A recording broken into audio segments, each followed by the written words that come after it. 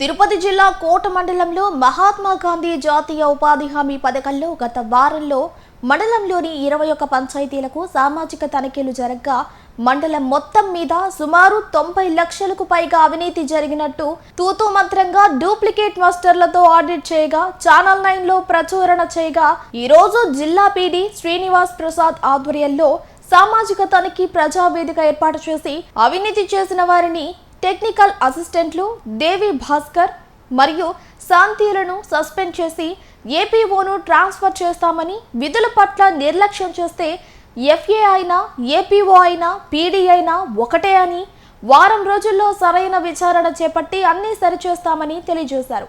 అనంతరం జరుగుమల్లి గ్రామస్తులు ఏపీఓ పూర్ణిమ మీద పీడీకు ఆరోపణలు చేశారు.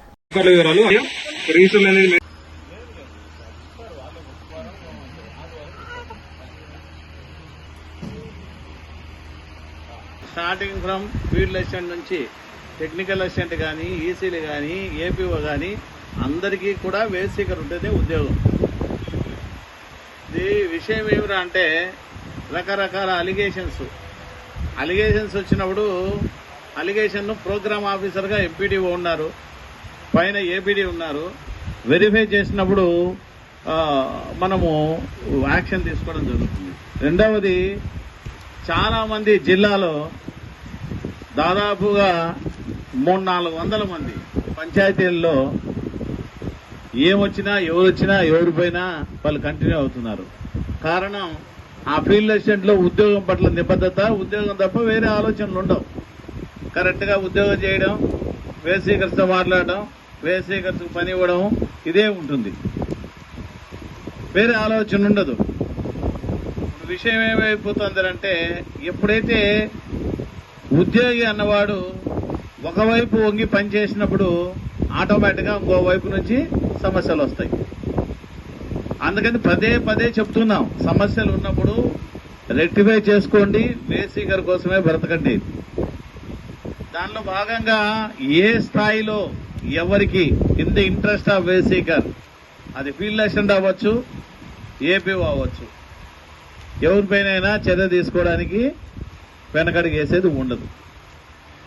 కాకపోతే విషయం ఏమిరా అంటే వేజ్ సీకర్ కూడా గుర్తుపెట్టుకోవాల్సింది ఎవరున్నారా ఎవరు లేరు కాదు. మనకు కరెక్ట్ గా ఎవ్రీడే అటెండెన్స్ మాస్టర్ మన ఫీల్డ్ లో పెడుతున్నారా లేదా. మీరు 10 మందికి ఒక మాస్టర్ వస్తుందంటే ఫీల్డ్ లో మాస్టర్ ఉండాలి. నువ్వు అది ఫారం పాయింట్ చేసినా, లేదు చెరువులో పని చేసినా, కాలువలో పనిచేసినా, ఎక్కడ పనిచేసినా అక్కడ మాస్టర్ ఉండాలి.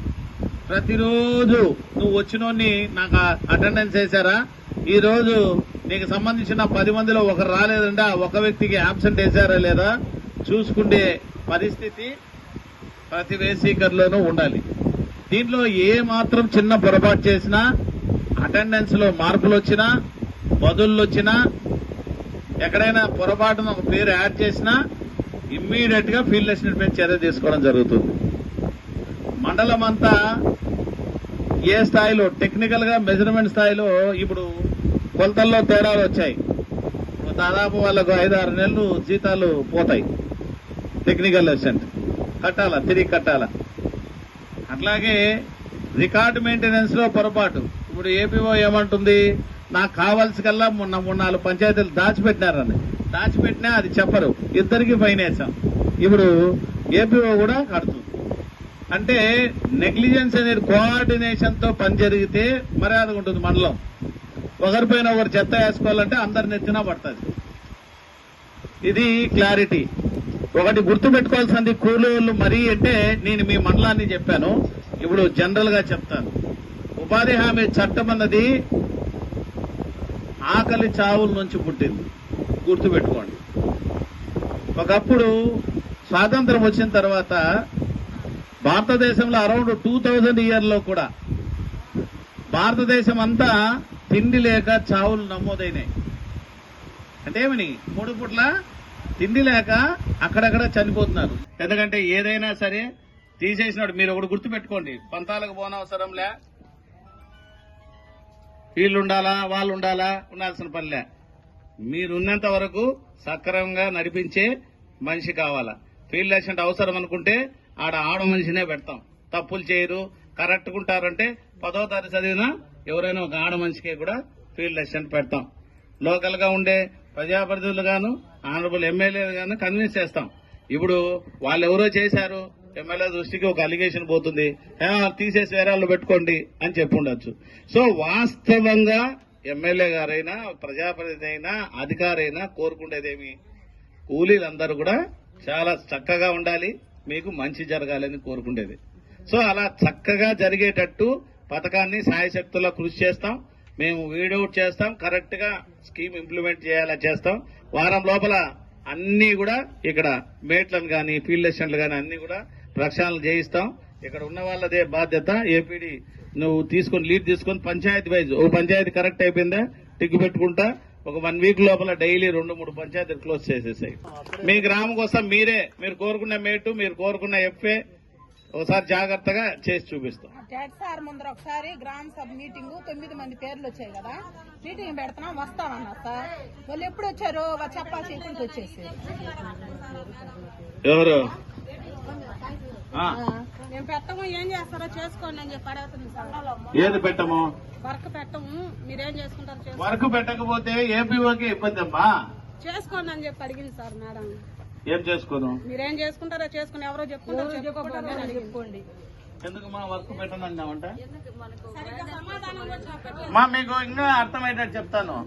వీళ్ళకి ఉద్యోగికి అర్థం కావాలా. జిల్లాలో ఉన్న నా వరకు ప్రతిరోజు మీరు కష్టపడతారు కదా, మీ చెమటలో నుంచి వచ్చే దాంట్లో నుంచే వీళ్ళకి జీతాలు ఇచ్చేది. మీరు ఇది గుర్తు చేసుకోండి. మీరు కూడా నిబద్ధతతో పనిచేయాల. పేదవాడి కూలి చెమటలో నుంచి వచ్చే స్వేదంలో నుంచి వచ్చేదే వాళ్ళకు.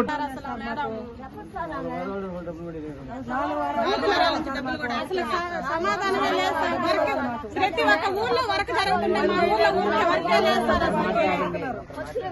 నేను ఎందుకు ఇంతసేపు కూర్చొని మాట్లాడుతున్నా, మన బాధ్యత.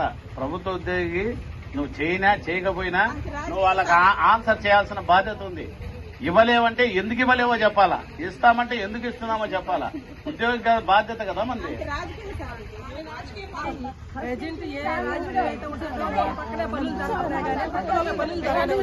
అమ్మా ఒక చెప్పనా, నీకు రాజకీయం అవసరంలే వేసీ గారు. నువ్వు నీ పని నీ కష్టము ఆడికే ఉండే. అమ్మా ప్రభుత్వం ఉండేది దీనికోసమే. ప్రభుత్వం వేరు, రాజకీయం వేరు. క్లియర్ కట్ గా ముఖ్యమంత్రి గారు ఆదేశం చేయని వాళ్ళు ఎవరైనా ఉంటే మార్చేస్తాను. అర్థమైందా అమ్మా? నేను అవన్నీ మీరు ఎవరు చెప్పాల్సిన అవసరం లే. మీరు విడిపోయి ఒకడు నాకు కావాలా, ఒకరు నాకు వద్దు, ఈ కథలంతా వద్దు. నాకు ఒక వినండి, ఒక మెతుకు పట్టుకుంటే తెలిసిపోతుంది ఎక్కడ సమస్య ఉందో నాకు తెలుస్తుంది. ఖచ్చితంగా ఆ సమస్యను సరిదిద్దే బాధ్యత తీసుకుంటాం. ఖచ్చితంగా మేము సెటిలైట్ చేస్తాం. మీకు ఏమి కావాలా అని అడిగాను. అన్ని పేర్లు అయిపోయినాయి సార్. 100 రోజులు ఆ మేడం వచ్చింది సార్. వచ్చి మేడం మాకు 50 రోజులు కలపండి మేడం అని మిగతా వాళ్ళు అన్నారు కదా ఇస్తా అండే వాళ్ళు జాబ్ కార్డు నంబర్ తీసుకొని వాళ్ళని అడిగి బొద్దుళ్ళు పోండి అని చెప్పింది సార్. ఆ మేడం చెప్పినా మేము బొద్దుళ్ళు పోయినాం. వాళ్ళ పేర్లు సార్ అవి. అవును సార్, ఆ మేడం వచ్చి చెప్పింది. వాళ్ళలో మీటింగ్ పెట్టి అందరినీ పిలిచి ఇదిగో సార్ మాకు 20 అయిపోతుంది ఒకటి సన్మానాలు ఎందుకు చేశారు సార్. ఆ మేడం ఉంది కదా, సన్మానాలతో కూడా చేశారు సార్. 20 అయిపోతే మేము సన్మానాలు తీసేశారు. మేము పర్ఫెక్ట్ గా ఉంది వ్యక్తిని ఎందుకు తీసేసారు జరుగుతుంది సార్. మాది వెంకటకృష్ణయ్య. తీసేసినాక ఇంకేం చేస్తావు? ఏదో మంచి లోన్లు పెట్టుకోండి. తీసేసినారు కదా ఏదో సమస్య. 9 మంది అన్నారు కదా సార్. ఆ 9 మందిని అడిగి రాశారు ఆ పేర్లు. వాళ్ళందరికీ వాళ్ళే లేదని రాసేసుకున్నారు. అంతే కదా సార్. ఇప్పుడు రాశారు కదా 9 మంది పేర్లు. ఎవరు రాసుకుంటారు? అవును సార్, మా అక్కడ ముందు పొమ్మని ఆ మేడం చెప్తే మేము పోయాం. వాళ్ళు పని బాలేని వాళ్ళు అని వాళ్ళ పేర్లు రాసి వాళ్ళని అడగాలి కదా. వాళ్ళని అడిగి మీరు ఎవరు చెప్పలేదా చెప్పింది ఆ మేడం. చెప్పింది ఆ మేడం. కాదు సార్, అవన్నీ రాస్తారు. ఆమె చెప్పింది ఆ బళ్ళ వచ్చి మీటింగ్ పెట్టేశారు ఆమె.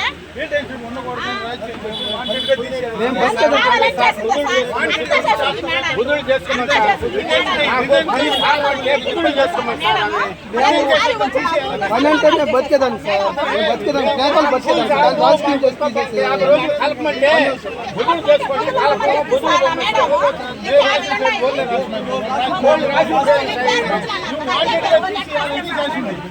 వాళ్ళ సంస్థలు పెట్టుకొని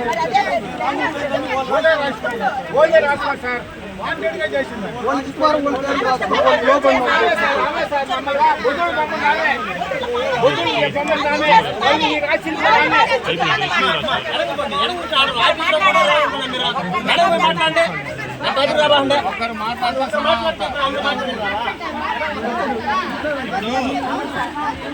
బాబు సార్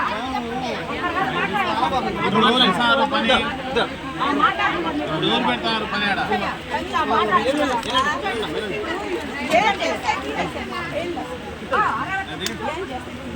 ఏం చేస్తారు? ఆర్డర్లోనే ఉంటుంది, చదవండి. మీకు చదువు రాకపోయినా చదువు వినిపించమనండి. 6 మంది 9 పేర్లు ఏమి దేని వల్ల తీశారు?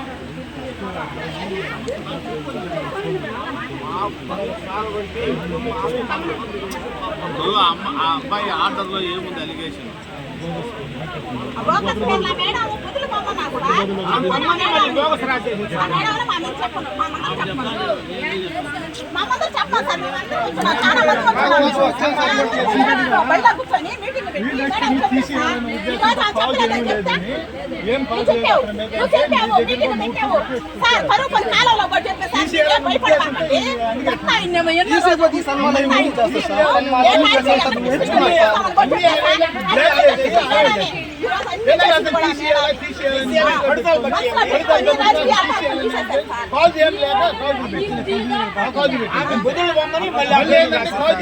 కంపెనీలో ఉపయోగాలు తీసుకొచ్చి పెట్టినారు సార్.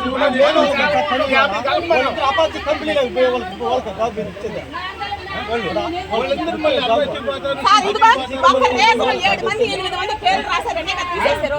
మేము అన్ని జాబ్ కార్డులు పోతులు వచ్చేవాళ్ళు, మేము సగాటి సగం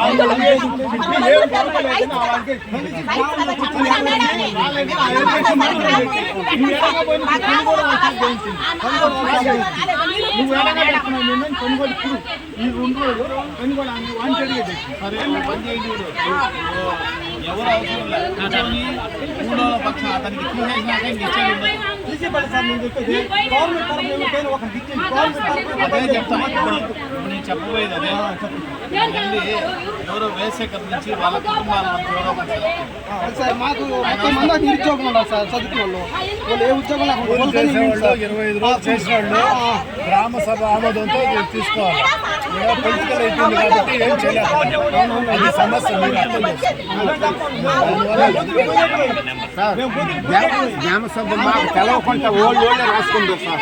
మేము వచ్చి కాబట్టి కార్యక్రమం సార్, మాకు చెప్పలేదు సార్. మేము ఓళ్ళే రాసుకొని కార్యక్రమం మేము